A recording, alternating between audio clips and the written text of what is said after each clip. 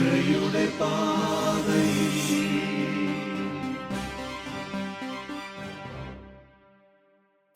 ഈശോ മിശിഹായ്ക്ക് സ്തുതിയായിരിക്കട്ടെ. മാർത്തോമാ ശ്ലീഹായുടെ കുഞ്ഞുമക്കളൊക്കെ വന്നിട്ടുണ്ടോ ഇവിടെ? തോമസിന്റെ പേരുള്ളവരൊന്ന് കൈപൊക്കി എല്ലാവരും. എത്ര പേരുണ്ട് തോമസ്മാർ ഇതിനകത്ത്? ഒരുപാടുണ്ട്. കാരണം നമ്മുടെ കേരളത്തിൽ തോമസ് എന്ന് പറയുന്ന പേരുണ്ടല്ലോ, അതിന് ഭയങ്കര ഒരു പ്രത്യേകതയാണ്. പ്രത്യേകിച്ചും ജൂലൈ 3 പെരുന്നാളിൻ്റെ ദിവസമൊക്കെ പള്ളിയിൽ വന്നാൽ തോമസ് എന്ന് പേരുള്ളവരെയൊക്കെ വികാരിയച്ഛന്മാർ വിളിച്ച് പൂ കൊടുത്ത് വിഷയാറുണ്ട്. അവർക്ക് വേണ്ടി പ്രത്യേകം പ്രാർത്ഥിക്കാറുണ്ട്. തോമസ് എന്ന് പറയുമ്പോൾ ഒരു അഭിമാനമാണ് തോന്നുന്നത്. നമുക്ക് പ്രാർത്ഥിക്കാം. പ്രാർത്ഥിച്ചുകൊണ്ട് തുടങ്ങാം. ഈശോയെ, അങ്ങയുടെ പ്രിയപ്പെട്ട ശിഷ്യൻ തോമാ ശ്ലീഹാ വന്ന് അങ്ങയിലുള്ള വിശ്വാസത്തിലേക്ക് ഞങ്ങളെ വളർത്തി. ഞങ്ങൾ അങ്ങേക്ക് നന്ദി പറയുന്നു. ഇനി ഈ വിശ്വാസം അങ്ങയുടെ ശിഷ്യൻ പകർന്നു തന്നതുപോലെ തീക്ഷ്ണതയോടെ മുന്നോട്ട് കൊണ്ടുപോകാൻ, അങ്ങയുടെ ധീരപടയാളികളായി തീരാൻ ഈ കുഞ്ഞുമക്കളെ അവിടുന്ന് അനുഗ്രഹിക്കണമേ. ആമേൻ. ആക്ടിവിറ്റിയിൽ തന്നത് നിങ്ങൾ കണ്ടുപിടിച്ചോ? നിങ്ങൾ കാണണം കേട്ടോ. ആ ഒരു സാന്തോം ദേവാലയമൊക്കെ ഗൂഗിളിൽ കാണുമ്പോൾ നമുക്കൊരു ഒരു സന്തോഷമുണ്ട്. അതേപോലെ തന്നെ എദേസ അതൊക്കെ കാണണം. ആ ഗുഹകൾ, തോമാ ശ്ലീഹയുടെ പ്രത്യേകിച്ചും ആ ചിന്നമലയിലൊക്കെ തോമാ ശ്ലീഹയുടെ പാദം പതിഞ്ഞ സ്ഥലമൊക്കെ ഉണ്ട്. കുറേ പേരൊക്കെ നിങ്ങൾ പോയി കണ്ടിട്ടുണ്ടാവും. കാണാത്തവർക്ക് ഇന്ന് ഒരു ബുദ്ധിമുട്ടുമില്ല. ഇന്നെല്ലാം നമ്മുടെ വിരൽത്തുമ്പിലെത്തി.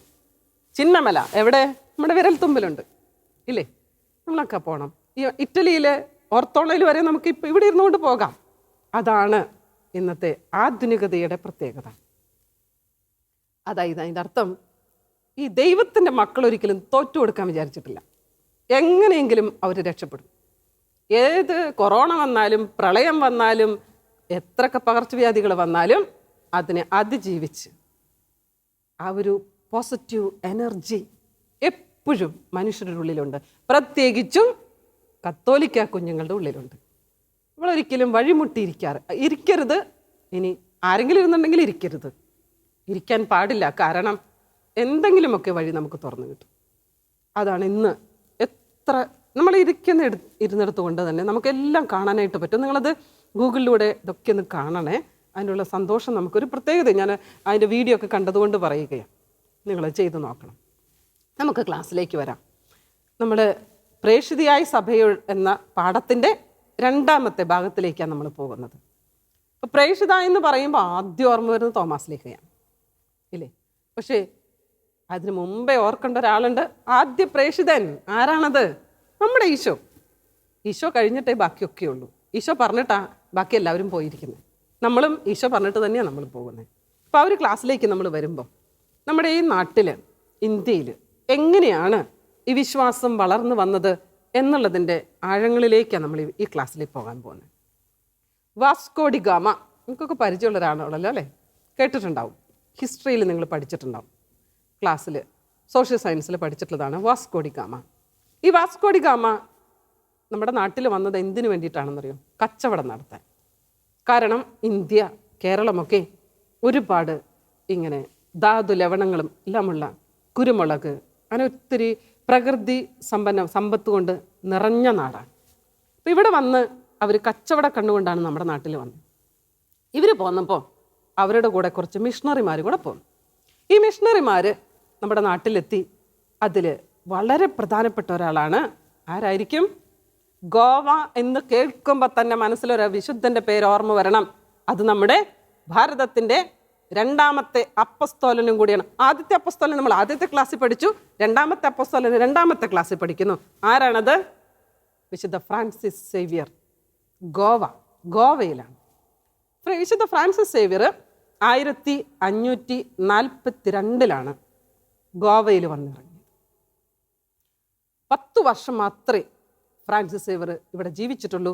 1552 മരിക്കുകയും ചെയ്തു.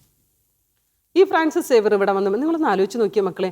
അവർക്ക് പപ്പയുണ്ടായിരുന്നു, മമ്മി ഉണ്ടായിരുന്നു, വീട്ടിൽ ചേട്ടനും അനിയനും ഒക്കെ ഉണ്ട്. പക്ഷെ ആ നാടും വീടെല്ലാം വിട്ടവർ പോന്നിരിക്കുക. പോർച്ചുഗീസിൽ നിന്ന് പോന്നിട്ട് വന്ന് ജീവിക്കുന്നത് ഇന്ത്യയിൽ, ഗോവയിൽ.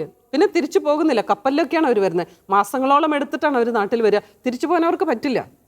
ഇതാണ് പ്രേക്ഷിത തീക്ഷ്ണത. യേശുവിന് വേണ്ടി യേശു മാത്രമേ പരിചയമുള്ള ഒരാളുള്ളൂ, ബാക്കി ആരെയും പരിചയമില്ല. നിങ്ങൾ ഓർക്കണം, ഏത് കാടിൻ്റെ നടുവിൽ ചെന്നാലും എവിടെ ചെന്ന് നിന്നാലും കണ്ണടച്ചാൽ നമുക്ക് പരിചയമുള്ള ഒരു വ്യക്തിയുണ്ട്, അത് ഈശോ. പിന്നെ എന്തിനാണ് നമുക്ക് മറ്റുള്ളവർ? ആ ഒരു വിശ്വാസത്തിൽ വന്നവരാ ഈ ഫ്രാൻസിസ് സേവ്യറൊക്കെ. ഫ്രാൻസിസ് സേവ്യർ ഗോവയിൽ വന്നപ്പോൾ ഒരു പ്രത്യേകത ഉള്ളതെന്ന് വെച്ചാൽ, ഇന്നും ഗോവയിൽ ചെന്നാലുള്ളൊരു പ്രത്യേകത എന്താണെന്ന് ചോദിച്ചാൽ, നിങ്ങളുടെ പ്രായത്തിലുള്ള കുട്ടികളിൽ കളിക്കുന്ന കളിസ്ഥലം ഉണ്ടാവും, അതിൻ്റെ തൊട്ടടുത്തൊരു കുരിശ് വെച്ചിട്ടുണ്ടാവും. ഏത് കുടിലിൻ്റെ അടുത്തുകൂടെ പോയാലും അവിടെയൊക്കെ കുരിശ് സ്ഥാപിച്ചിട്ടുണ്ട്. അച്ഛന്മാരോടും സിസ്റ്റേഴ്സിനോടും ഒക്കെ അക്രൈസ്തവർക്ക് പോലും, അല്ലെങ്കിൽ നമ്മുടെ കത്തോലിക്കരായിട്ടുള്ളവരോട് വലിയ ബഹുമാനമാണ്. അത് ഞാൻ വളരെ കൃത്യമായിട്ട് കണ്ട ഒരു സ്ഥലമാണ് ഈ ഗോവ എന്ന് പറയുന്നത്. വിശുദ്ധ ഫ്രാൻസിസ് സേവ്യറിൻ്റെ പൂജ്യാവശിഷ്ടങ്ങൾ എന്ന് സൂക്ഷിച്ചിരിക്കുന്നത് അവിടെ പ്രസിദ്ധമായ ഒരു ദേവാലയത്തിലാണ്. ഇതിൻ്റെ പേരാണ് എന്താ പറയുക, ബോം ജീസസ്. സോ ബോം ജീസസ് പള്ളിയിലാണ് ഈ വിശുദ്ധൻ്റെ പൂജ്യാവശിഷ്ടങ്ങൾ സൂക്ഷിച്ചിരിക്കുന്നത്. ഇപ്പോൾ ഫ്രാൻസിസ് സേവ്യറിനെ കുറിച്ച് ഓർമ്മ വയ്ക്കണേ. ഈ ഫ്രാൻസിസ് സേവ്യർ മരിച്ചത് എന്താ പറയുക, 1552 മരിച്ചത് ഞാൻ പറഞ്ഞു, ഡിസംബർ 8 ചൈനയുടെ തീരത്തുള്ള സാൻജിയൻ ദ്വീപിൽ വെച്ചിട്ടാണ് വിശുദ്ധൻ മരിച്ചിരിക്കുന്നത്. ഇനി സീറോ മലബാർ സഭയുടെ പ്രേക്ഷിത ചൈതന്യം. സഭ ഇനി മുന്നോട്ട് പോവുകയാണ് ധീരതയോടുകൂടി. 2 വിശുദ്ധന്മാർ വന്ന് നമ്മളെല്ലാം പഠിപ്പിച്ചു തന്നു. ഇനി സഭ ജീവിക്കുകയാണ്. സഭ മിഷണറി പ്രവർത്തനം തുടങ്ങുകയാണ്. അങ്ങനെ നമ്മുടെ ഭാരതത്തിൽ ആകമാനം നമ്മൾ ഏത് സഭയിൽപ്പെട്ടവരാണെന്ന് അറിയാമോ? നിങ്ങളോട് ചോദിക്കുന്നത് ഞാനാണ് മണ്ടത്തരം ചെയ്യണമെന്ന് എനിക്കറിയാം, എങ്കിലും ഞാൻ ചോദിക്കട്ടെ. നമ്മൾ ഏത് സഭയിൽപ്പെട്ടതാ? കത്തോലിക്ക സഭ, ശരി. അടുത്തത് സീറോ മലബാർ സഭ.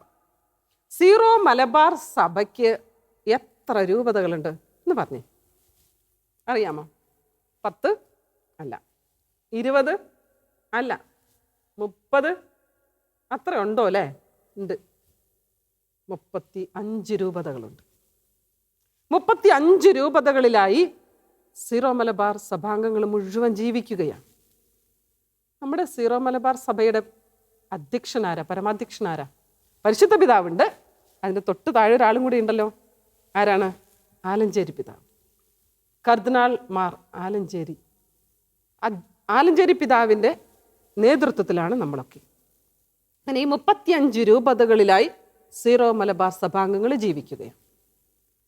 ഇതിൽ കേരളത്തിനകത്തും കേരളത്തിന് പുറത്തും രൂപതകളുണ്ട്. കേരളത്തിൽ സഭ വളർന്നു വന്നു.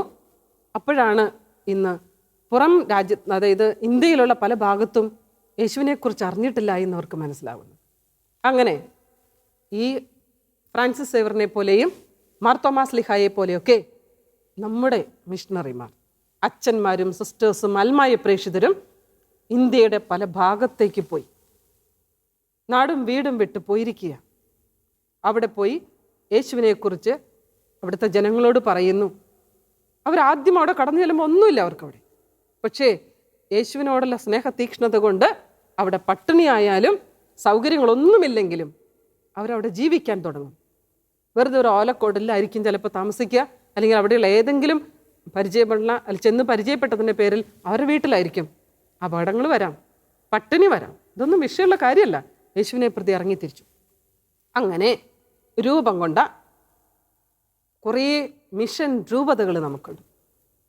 ഈ മിഷൻ രൂപതകൾ ഇവിടെ പറയുന്ന ടെക്സ്റ്റ് ബുക്ക് എടുത്ത് എല്ലാവരും നമുക്ക് അഭിമാനം തോന്നുന്ന ഒരു കാര്യമുണ്ട്.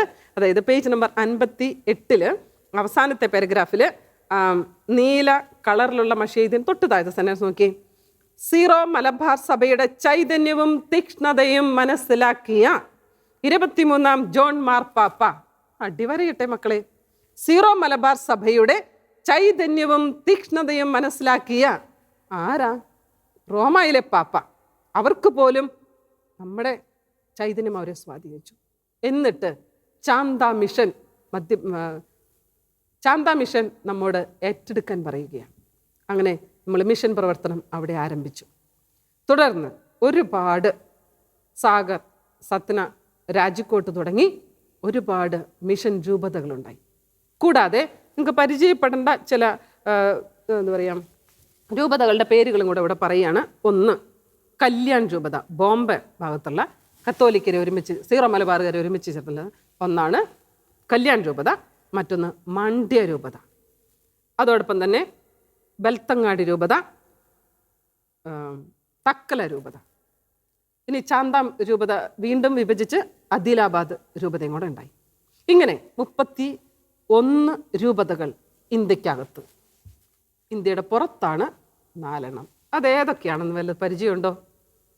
കേട്ടിട്ടുണ്ടാകും. നമ്മുടെ ഈ നാട്ടിൽ നിന്നുള്ള പിതാക്കന്മാർ തന്നെയാണ് അവിടെയുള്ളത്. ആ രൂപതകളുടെ പേരും കൂടി നിങ്ങളൊന്ന് കേട്ടുവയ്ക്കുന്നത് നല്ലതാണ്.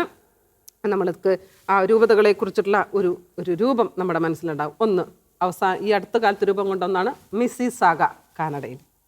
മെൽബൺ ഉണ്ട്, ഗ്രേറ്റ് ബ്രിട്ടൻ ഉണ്ട്, ചിക്കാഗോ. 4 ഇന്ത്യക്ക് പുറത്തുള്ള രൂപതകളും കൂടിയുണ്ട്. ഇവിടെയൊക്കെ പ്രേക്ഷിതയായ സഭ എത്തിച്ചേർന്ന് കഴിഞ്ഞു. ഇനി നമുക്ക് ദൗത്യമുണ്ട്. നമ്മളായിരിക്കുന്ന നമ്മുടെ ക്ലാസ്സിൽ ഈശോയെക്കുറിച്ച് അറിയാത്തവരുണ്ട്. നമ്മുടെ കൂട്ടത്തിൽ, നമ്മുടെ ചുറ്റുപാടും ഈശോയ്ക്ക് കേരളത്തിൽ ഒരുവിധമൊക്കെ നമ്മളുടെ പ്രാർത്ഥനകളും നമ്മുടെ പള്ളികളൊക്കെ കണ്ട് യേശുവിനെക്കുറിച്ച് കുറേയൊക്കെ അറിയാത്ത ജനങ്ങൾ ഒരുപാടുണ്ട്. നമ്മുടെയൊക്കെ മനസ്സിലൊരു ആഗ്രഹം ഉണ്ടാകണം, ഈശോയെക്കുറിച്ച് ആരോടെങ്കിലും എന്തെങ്കിലുമൊക്കെ എനിക്ക് പറയണം. അപ്പോൾ ഇന്നത്തെ ക്ലാസ്സിൽ നിങ്ങൾക്ക് കിട്ടിയ ബോധ്യം എന്താണെന്ന് ഒന്ന് പറഞ്ഞേ മക്കളെ. നോട്ട്ബുക്ക് എടുത്ത് എഴുതി വെക്കണം. ഇപ്പം നമ്മളിന്ന് പഠിക്കാൻ പോകുന്നത് 9ാമത്തെ ലെസന് 2ാമത്തെ ഭാഗത്താണെങ്കിൽ 18ാമത്തെ ബോധ്യമാണ് നമ്മളിന്ന് പഠിക്കാൻ പോകുന്നത്. എന്ന് പറഞ്ഞേ, ബോധ്യം എന്താ നിങ്ങൾക്ക് തോന്നിയതെന്ന്? ഒരു പ്രേക്ഷിതയാകണം, ഒരു മിഷണറി ആകണം. സാധ്യമാകും. അത് ദൂരത്തിൽ പോകണമെന്നില്ല, ഇവിടെ ഉള്ളിടത്തെങ്കിലും. അതുകൊണ്ട് നമ്മുടെ മനസ്സിലുണ്ടാകുന്നൊരു ബോധ്യം, ഞാൻ മിഷണറിയാണ്, ഞാൻ പ്രേക്ഷിതനാണ്. ഈശോനെ അതിനു വേണ്ടിയാണ് വിളിച്ചിരിക്കുന്നത്. ഞാനത് ചെയ്യണം. എഴുതി വയ്ക്കണേ. പ്രേക്ഷിതനാണ്, മിഷണറിയാണ്. മനോഭാവം എന്തായിരിക്കണം? മിഷൻ രൂപതകളെക്കുറിച്ച്, മിഷൻ പ്രവർത്തനങ്ങളെക്കുറിച്ച് കേൾക്കുമ്പോൾ ഒരു അഭിമാനം, സന്തോഷം തോന്നണം. വീണ്ടും വീണ്ടും അത് കേൾക്കാനുള്ള, അതിനെക്കുറിച്ച് അറിയാനുള്ള ആഗ്രഹം ഉണ്ടാകണം. മിഷൻ രൂപതകൾ, മിഷൻ പ്രവർത്തനങ്ങളെക്കുറിച്ചൊക്കെ ചെയ്യണം അല്ലേ? അടുത്തത് ശീലം. എന്താ നമ്മൾ ശീലിക്കേണ്ടത്? മിഷന് വേണ്ടി പ്രാർത്ഥിക്കണം. പ്രത്യേകിച്ചും പീഡിപ്പിക്കപ്പെടുന്ന സഭയ്ക്ക് വേണ്ടി, മിഷണറിമാർക്ക് വേണ്ടി തീക്ഷ്ണമായിട്ട് പ്രാർത്ഥിക്കണം. അവർക്ക് വേണ്ടി ത്യാഗങ്ങൾ അനുഷ്ഠിച്ച് ശക്തി പകരാൻ നമുക്ക് കടമയുണ്ട്. അത് നമ്മൾ ചെയ്യണം. ഇനി ആക്ടിവിറ്റി എന്താ? എഴുതി വയ്ക്കണേ. നമ്മുടെ ഇന്ത്യയുടെ ഭൂപടം എടുക്കാം. എന്നിട്ട് 31 രൂപതകളും എവിടെയാണെന്നൊന്ന് കണ്ടുപിടിക്കാം. അതൊന്ന് അടയാളപ്പെടുത്തണം. പിന്നെ ഇന്ത്യക്ക് പുറത്തുള്ള 4 രൂപ. ഇങ്ങനെ 35 രൂപതകളുടെ പേരും. ഇത് കണ്ടുപിടിക്കാൻ ബുദ്ധിമുട്ടൊന്നുമില്ല. നിങ്ങൾ ഗൂഗിൾ എടുത്ത് അതിനകത്ത് അടിച്ചു കൊടുത്താൽ കിട്ടും. ഒരു സംശയമില്ല. ഈ പേരുകളെന്ന് എഴുതി നിങ്ങളുടെ ടീച്ചറിന് അയച്ചു കൊടുത്ത് 35 രൂപതയുടെയും എവിടെയാണെന്നുള്ള സ്ഥലമെങ്കിലും കണ്ടുപിടിക്കണം. ചെയ്യില്ലേ? ചെയ്യണം. അങ്ങനെ നമുക്ക് പ്രേക്ഷിതരാകാം. നമുക്ക് ധീരതയുള്ള യേശുവിൻ്റെ പ്രേക്ഷിതരാകാം. ഈശോ നമ്മെ അനുഗ്രഹിക്കട്ടെ.